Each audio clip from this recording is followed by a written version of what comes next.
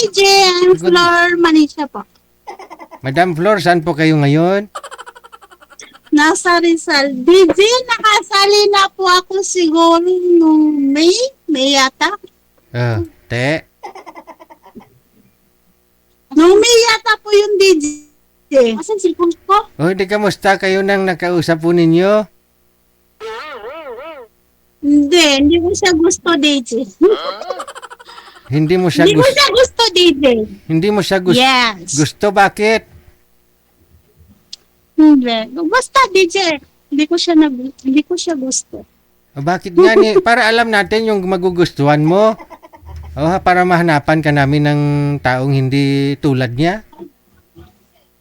Gusto ko DJ, yung malinis sa katawan. Mali. Ganon. Sa personal mo naman talaga malalaman ho yun.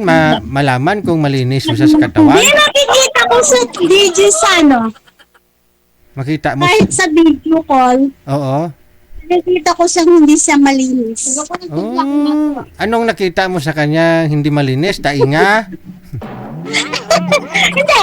Binabasihan ko kasi DJ sa Sorry, DJ Sa kuko. Sa kuko, DJ. Andyan na naman tayo. Speaking of kuko. Andyan na naman tayo. Diba, DJ? Makikita mo sa kuko kung malinis niya or hindi. Kasi nga ho, depende ho yan sa trabaho ng isang tao. Mayroon ho dyan, malinis kuko nila kung mahaba. Sobrang haba nga ng kuko ng mga lalaki, malinis naman. Pero dahil minsan, sa trabaho nila. Mayroon naman ho dyan, maiksi yung kuko pero madumi. Kasi dahil sa trabaho nila. Yun lang. Bakit ho ma'am? Takot ka matitano? Driver naman siya, DJ. Dapat malinis yung kamay kasi driver siya. Kasi kahit driver, kasi minsan aberya ka ho dyan, no? Minsan, papalit ka ng gulong, no? O di kaya, nagtitipid ka sa pag-maintenance sa kasa, ikaw na mag-maintenance. Ganun ba yung DJ? Oo, ganun po. Kaya, okay lang naman ho yan kung ako may asawa na siguro, siyempre, lilinisan niya rin ho yun. Hindi, No? agent. DJ, binata po siya, taga sa Mindoro. Yung nakilala ko, taga Mindoro. Pero actually, DJ, simula nung pumasok ako dito, na, ang dami nag-message sa akin. Oh? Simula nung sumali ako dito.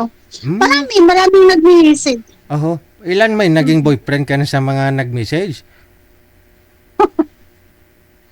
Meron, gusto ko maging totoo. Ilan po yung naging Gusto ko maging totoo siya. ilan po yung naging boyfriend mo sa nag-PM sa'yo? Isa lang, DJ, grabe, nung May pa lang yata ako. April, isa lang. O saan na ho siya ngayon? Hindi, kasi hindi daw gusto ng anak niya Na? nga mag-asawa siya ulit. Okay. Gusto niya lang. Gusto niya yung girlfriend lang, pero ayaw ng asawa. Ayaw ng anak niya. Ilan po, ikaw ho, ilan po anak mo, ma'am? Isa lang po, DJ. Ilang taon na ho anak mo? 20 years old. Ilang taon ka na po ngayon? 47, DJ. So ilang taon po ang gusto mo sa lalaki? Pwede naman yung kasing edad ko lang, DJ. Tapos, saan na ho yung tatay ng anak mo? Sa kabilang buhay na po. Pero nagka-boyfriend ka naman na ho, no? Last week lang? Last month? Yes. Yes. Ilang years na po kayong byuda? Di po? Ilang years ka ng byuda? 1 year lang, DJ. 1 year and 3 months? Nag-aaral pa ho ba yung anak mo? Hindi, nagtrabaho na ng call center, DJ. Maganda ho yan, no? Para alam niya yung oportunidad pa na darating sa kanya, makapag-desisyon siya kung ano pang kursong gusto niya, makapag-decide talaga siya, no? Mas maganda ho yan. Okay. Yes, Ngayon po, ikaw, ano naman po pinagkakabalahan mo? School service po, DJ.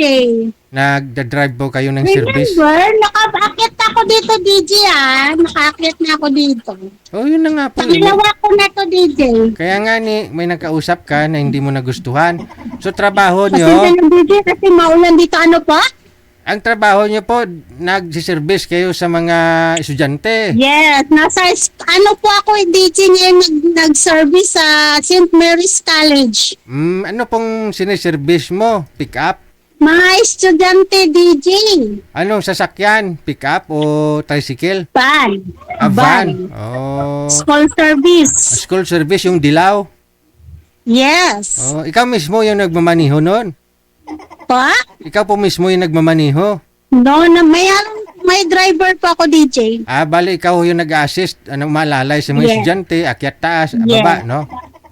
Yes, DJ. Okay, sige. Hanapan po kita ng ng lalaking malinis. DJ, yung gusto ko yun naman yung yung, alam mo yun, yung, Ano? gusto ko, wala naman akong iba, wala naman akong gusto ko lang yung malinis. Ah. Ayoko yung madaling salita, ayoko ng dugyot. Okay. No problem Oh. Sige. Oh. Thank you, DJ. Bye-bye. Tatawagan ka po namin kapag mayroon na. Yeah. There you have it. Si Miss Flor Di Lina, no?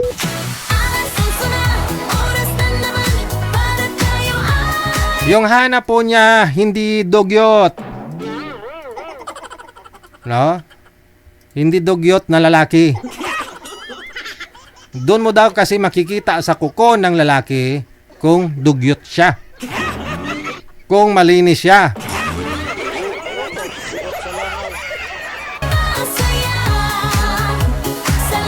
Ilang beses ko ba i-explain dito? Na kapag magpa-line up kayo, yung hinihingi lang po namin, pangalan, edad, saka lugar lang po. Hindi na po kami humingi ng picture. No? Hindi. Yung iba po nagsisend, no? Pero hindi namin hinihingi po yun. Pangalan, edad, saka lugar lang po ang hinihingi namin, no? Oh. Plus, dagdagan pa ng ng kuko. Pati kuko, gusto nyo picturean muna nila bago magpa-line up.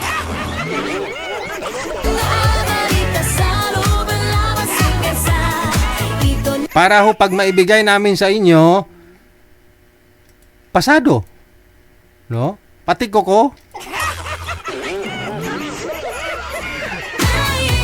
Oo nga naman, doon mo kasi makikita po kung malinis talaga yung tao sa kuko. Sa kuko, di ba? Pero dahil nga po yung trabaho, paano kung construction worker ka? Pagod ka na sa trabaho, sa pagpapalitada. Di ba?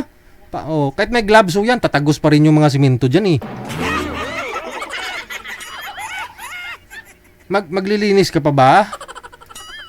Mapapasma ka nun. Paano kung malapad masyado po yung farm mo?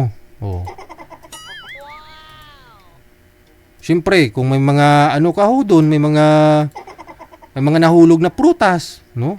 Nadaputin mo, minsan makakakuha ka ng lupa.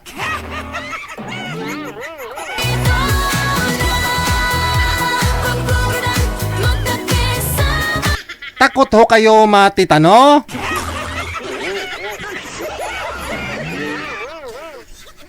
Simple lang naman. Kaya nga mayroong kondom eh.